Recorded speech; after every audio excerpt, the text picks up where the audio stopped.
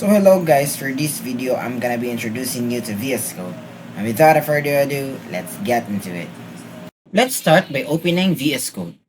At first glance, it looks like a clean workspace. Think of it as like opening a blank notebook.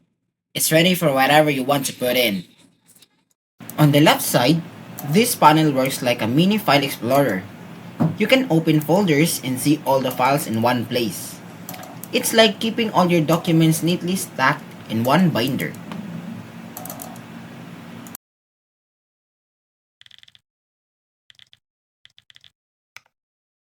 So let's create or open a text file. You can type notes here, just like Notepad or Word. The difference is that VS Code gives you more control over the plain text without formatting messing things up. You can also change the theme. By pressing Ctrl-Shift-P, you open Command Palette and then Color Theme.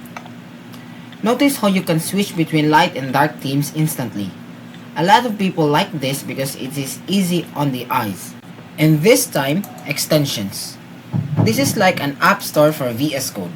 You can add extra features like grammar checkers, note-taking helpers, or even music players without touching programming if you don't want to.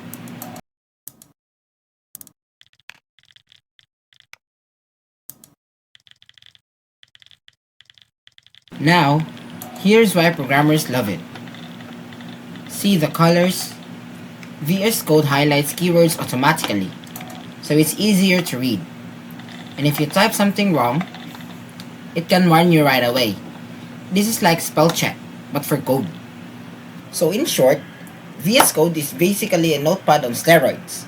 You can use it for notes or text editing, or you can grow into programming with it. That's why it's so popular. It feels simple, but can scale up to do really advanced stuff. And that's it. Bye-bye.